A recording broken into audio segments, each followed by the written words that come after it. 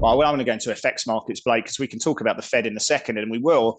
But we are starting to see some moves taking place. The euro is starting to look pretty attractive against the pound, against the Noki, and against the yen.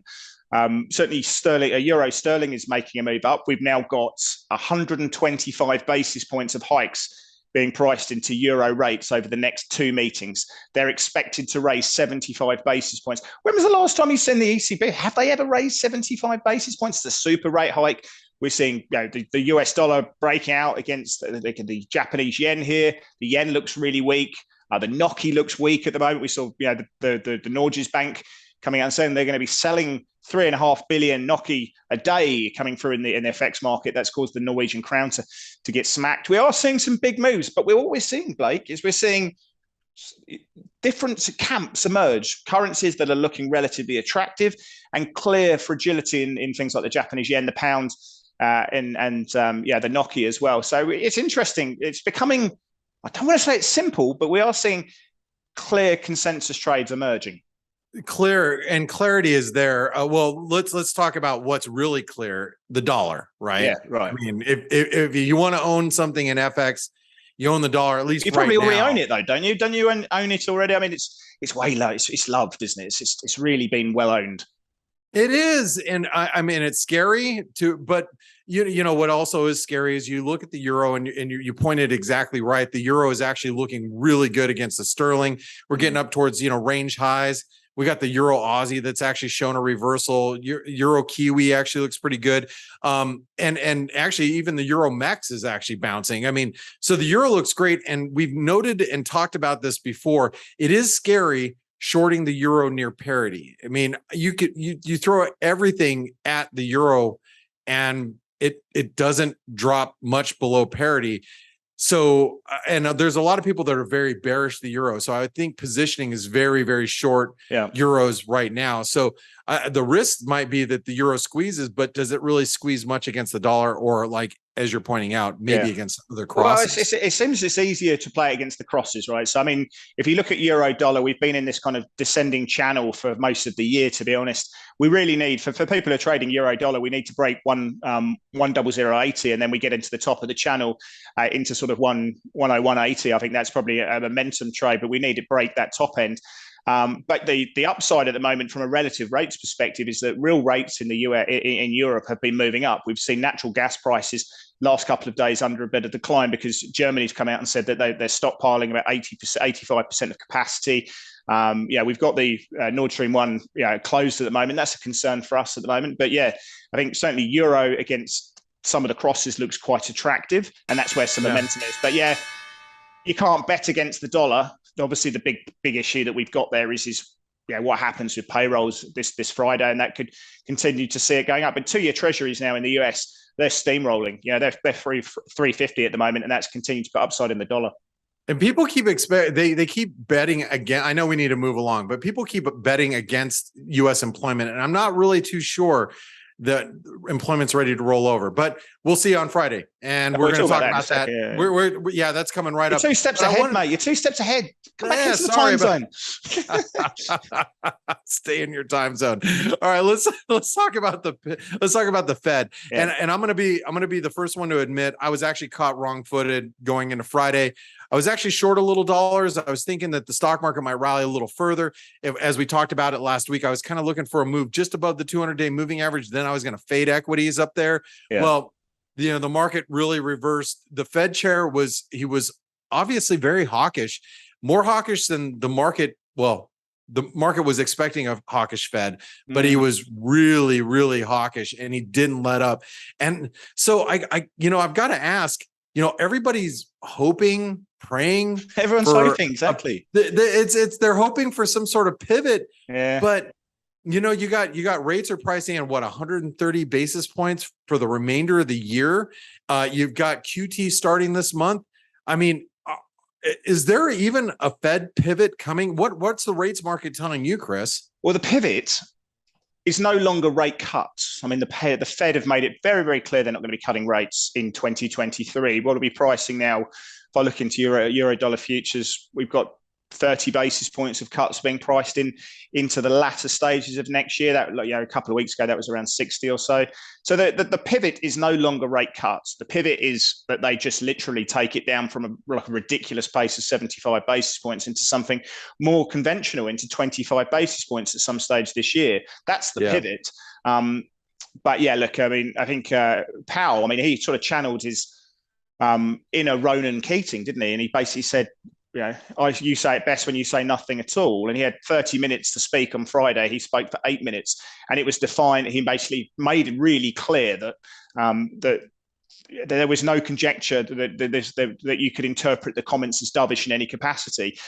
The Fed are going after inflation, and they've made it very, very clear that's going to be the case. So if we are going to get a pivot, it's going to be just more conventional policy settings as 25 and away from 75. But yeah, the way that things are going, that we saw this week from the JOLTS report with jobs opening, 2 jobs for every one, that ratio's increased. You'd be favouring a 75 basis point hike in the 21st of September meeting. The CPI number that comes out on the 13th of September maybe could seal the deal there. Obviously, the equity market wants to see that headline number coming lower. But my base case at the moment, I think most people's base case is that they go 75 basis points in that September meeting. And, it's going to be a lively one because the Bank of England, they probably will go 50, but there's a small chance they raise 75. The ECB now, when their meeting comes up on the 9th of September, it's pretty much a given to me that they're going to raise 75 basis points, which is crazy. The Australian Central Bank was going to raise 50 at the next meeting. Canadians will probably go 75. So it's a blockbuster month, isn't it? For it is. And could you imagine the market cheering if the Fed only raised by 50 basis points? This is the world. This is we discount 75, and that's the perversity of the situation. But what's interesting here, Blake, and I'm sure you've been talking this with the Forex Analytics clients, is that bad news is firmly good news for markets, and good news is bad news there. So, when we talk about things, and let's go into the payrolls, because this is a perfect segue to see that.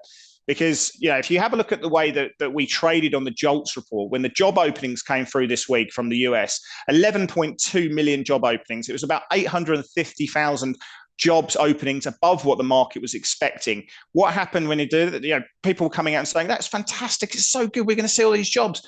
Equity markets got slammed. The dollar rallied and treasuries sold off and yields moved higher because the market is saying, what are we looking for right now? We want to see what the Fed are seeing as the signals to ease back. And that means that we're going to need to see a cooling of the labour market, and we need to see headline inflation moving back towards core, and core ultimately finding signs that at some stage in the next couple of years it's going to move back to target. So we know what the signals are that the Fed are looking for, and therefore we cheer when we see a softening in the labour market. And if we go in, I know it's the perversity of the situation, but we saw that from the JOLTS report. The JOLTS report said that this was an incredible level of job openings, and we sold risk on the back of it. So when we go into the payrolls number on Friday, the market's looking for 300,000 jobs. They're looking for the unemployment rate to stay as it is, and we're looking for for average hourly earnings to probably go up about 5.3%. That is a very strong level of job creation, and that should seal a 75 basis point hike. The irony here for me, Blake, is if we were to get a really strong number, like say 400,000 or above, equities are going to get smacked. And to the average person on the street, you say, what? Here's the NASDAQ 100. If we were to create 400,000 jobs in the payrolls report, what would you expect to see with the equity market? They'd say, it's going to go up. So this is the perversity we have now, isn't it? The bad news or good news is bad for the equity market and good for the dollar. It is. And so I wanted to ask you, we had the ADP, it got retooled, remastered. And it came out today. It came in a little soft compared to what? I mean, but the number came in at 132,000. What do you make of the new ADP? Are you even looking into it? Is it anything that's a factor to you now with non-farm? Yeah, I mean, it's been such a poor predictor, but let's say this new methodology is actually more correlated with the BLS model.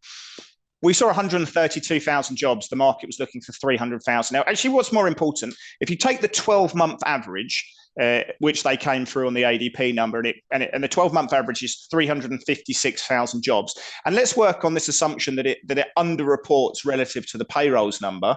The payrolls number has sort of been going at a 12-month average, monthly average of 495,000. So if we get the average of the ADP, it's 356. The average of the payrolls is 495.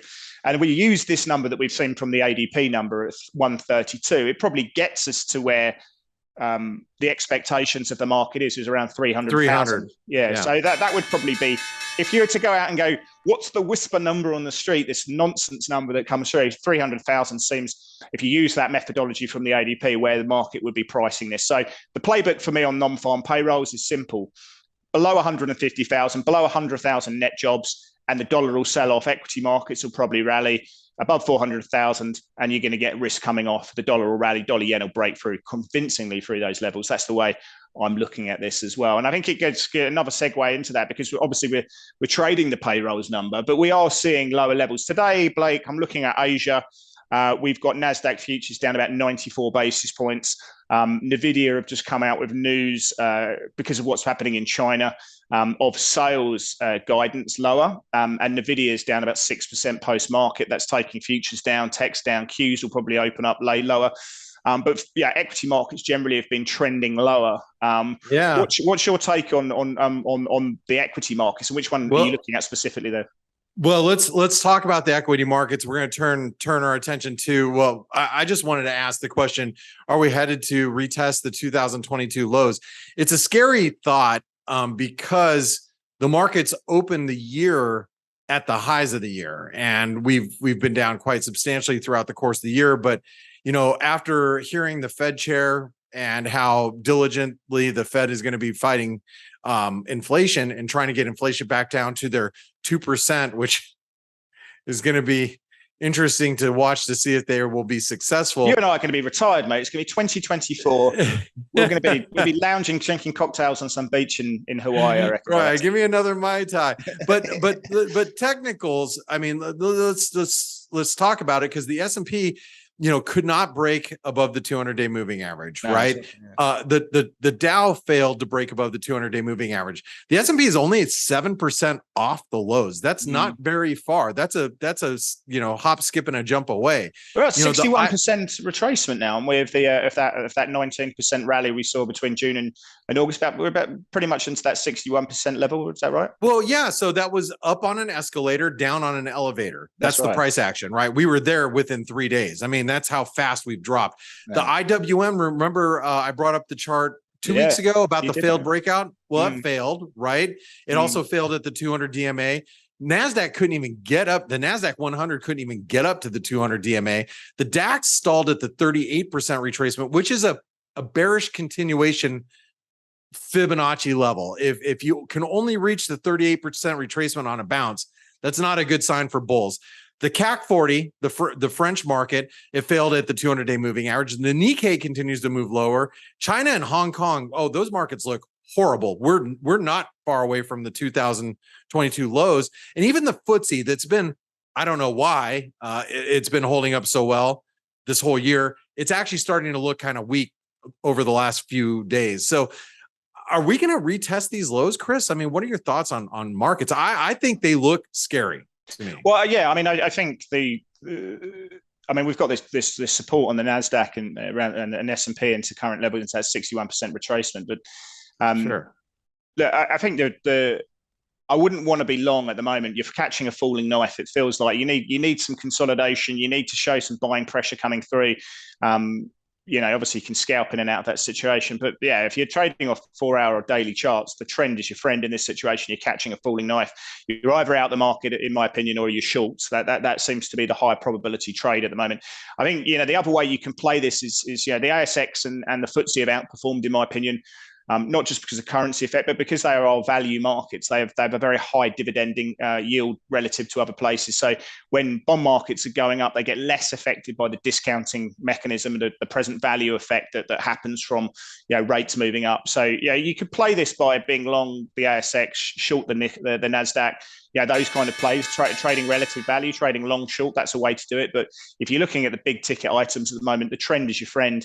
I wouldn't want to necessarily be buying on a 4-hour time frame or a daily chart until you see some consolidation and showing that the market looks like it wants to stage a higher bid though. So there's a lot of uncertainty. When you get this kind of uncertainty, the buyers are staying aside. We're getting CTAs drip feeding more length on the short side, and that repositioning is coming down. So I still think, Blake, for me, it's continued to be a bit cautious in this market.